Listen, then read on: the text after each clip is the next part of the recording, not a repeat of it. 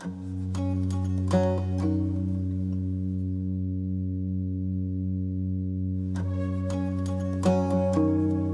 you guys, this is Kimberly from Lakeside Loops, and today I'm going to show you how to make the Neo herringbone bag. I can't wait to show you this stitch. It's by far my new favorite. I'm filming this with my two little girls at home, so if you hear some kiddos in the background, I apologize. You can find the complete pattern for this bag on my blog, lakesideloops.com. The finished size, the materials required, the yardage, the gauge, everything is there for you. I'm going to include some details in this video tutorial, but you really will need to go to the blog for all of the information. This video tutorial is only meant as an aid to help with the written pattern that's on the blog. So I'm going to start off by showing you how to work this stitch. In order to make this video tutorial short and sweet, I'm just working up a sample size here to show you the stitch. For the actual bag, you will need to chain 44, and again, you can find all of the written instructions on the blog. The full pattern is there for you for free. So for my sample chain, I've just got a small one here. We're going to single crochet into the third chain from our hook. So 1, 2, 3. And this single crochet is a bit different. We're going to make sure that when we draw our yarn up, we pull it so that it's a really tall single crochet. We want it to be as tall as this chain 2. So we're going to pull our yarn up quite a bit, and then we're going to complete our single crochet.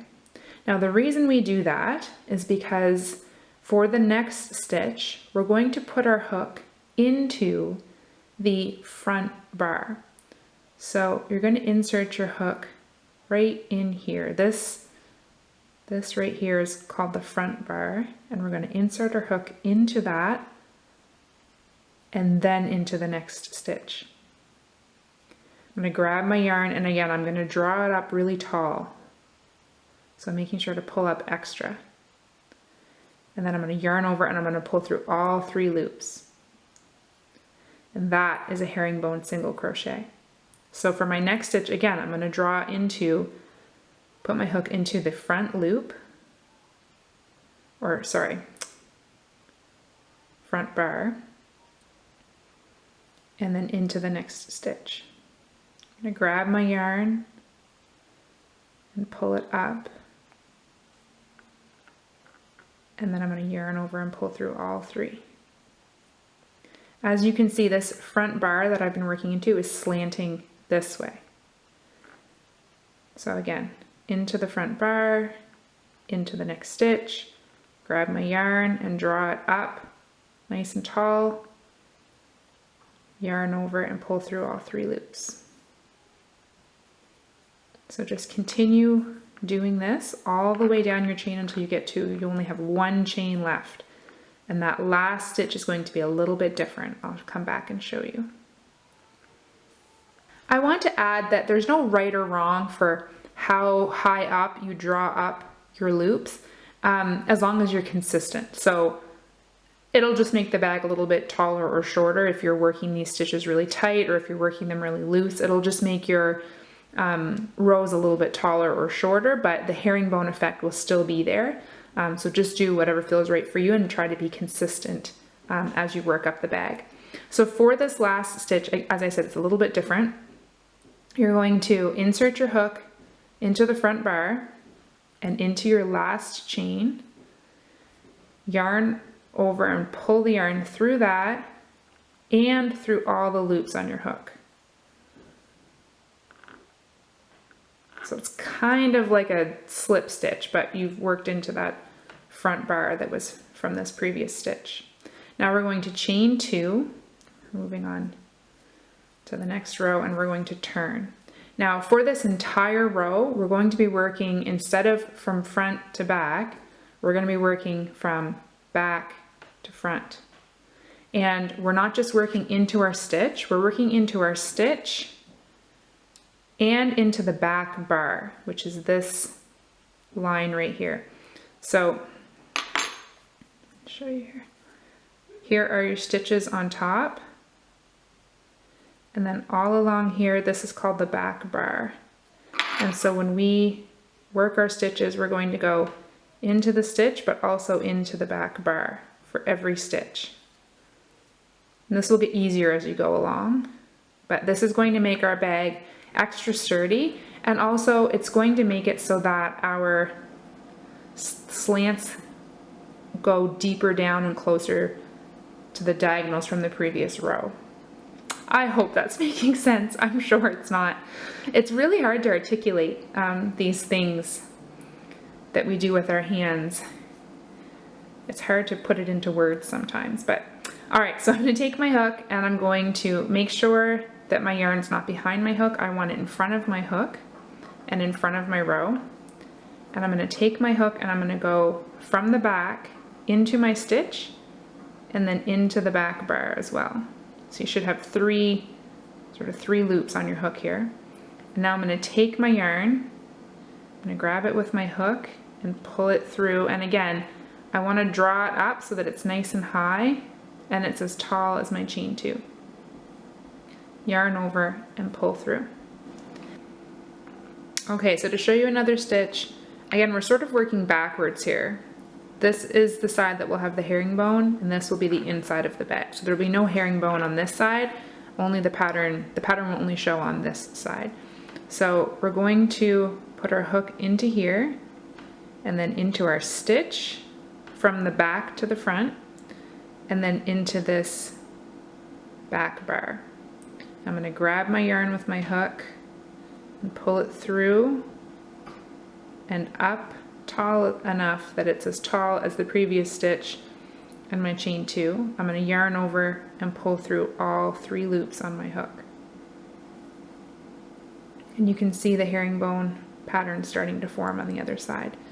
So again, working from the back, go into here, then into your stitch, then into your back bar, grab your yarn and pull it through and up nice and tall, then yarn over again and pull it through all 3 loops. Show you again.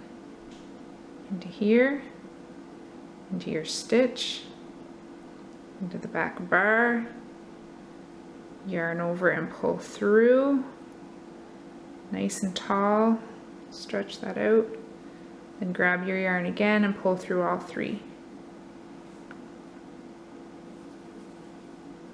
And this is what it looks like on the right side. So we're just taking these and stretching them this way, going in the opposite direction. So these ones going this way, these ones are going this way.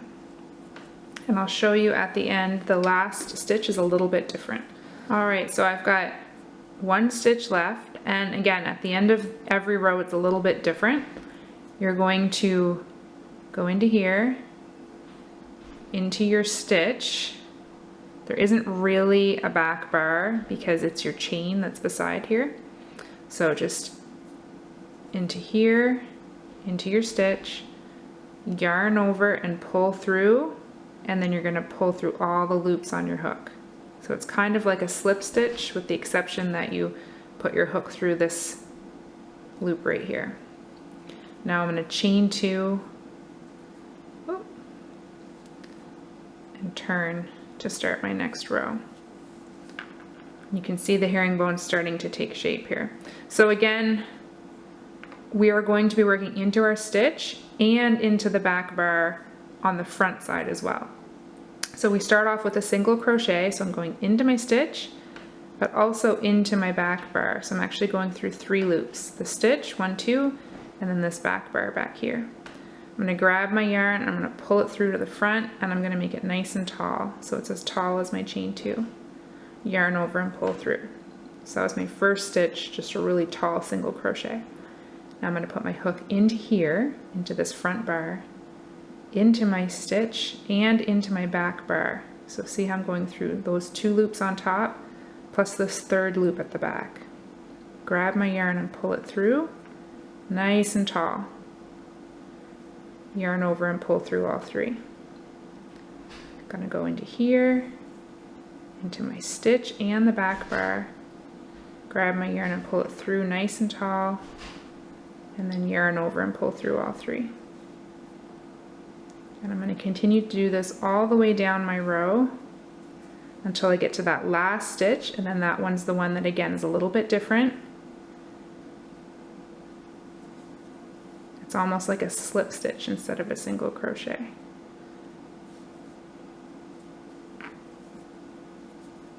And you'll get to the point where this is almost automatic. I don't even really have to look through. I can feel that I'm going through and getting that back bar as well. I really hope that you guys are finding this helpful, and if you're not, let me know because I can try again to explain it. Almost to the end here. I'll show you this last stitch. So again, you're going to go into, into there, and then my last stitch is just into the stitch. There's no back bar to really go into. I'm going to grab my yarn and pull it through nice and, pull it through and then pull it through all the loops on my hook. So it's kind of like a slip stitch. And you'll see your edges are going to kind of be wavy. There's not going to be a straight edge on the sides, and that's okay. And I will show you how I seamed the bag together and how I did the handles. Alright, I'm running out of time on this video tutorial, so I'm going to try to explain this as quickly as I can. Again, you can find the full instructions on the blog. You basically just repeat rows 1 and 2, so creating this herringbone pattern, until you get to row 36. Then you stop, and your next row, so this is row 37, you're going to do a few herringbone single crochets, and then you're going to do a chain of 22, and that's this gap right here. This is the chain right here, and that's to create a space for our handle. And then the rest of the pattern is more repeats of row 2 and 3 until you get 43 rows. So this entire thing is 43 rows. Alright, now I'm going to show you how I made this handle detail. Alright, so I flipped my bag over and my wrong side is facing up, the herringbone is facing down. I'm going to take the 8 stitches in the center of my handle, so 7 from each side. I want these 8 stitches, and I'm going to connect them to the 8 stitches directly above them at the top of the bag. So I'm going to take them and go like this and slip stitch across.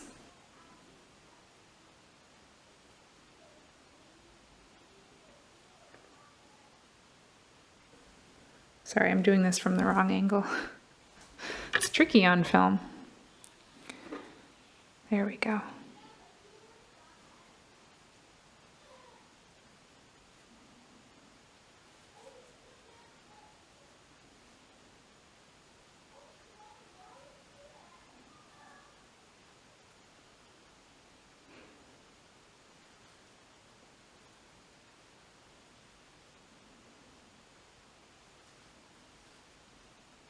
So you just continue along until you've done 8 slip stitches, and you end up with this really cute little handle detail. Okay, so to seam my bag together, I started up here in this corner, and all I did was slip stitch the 2 sides of the bag together, making sure the herringbone was facing out on this side and also facing out on the back side.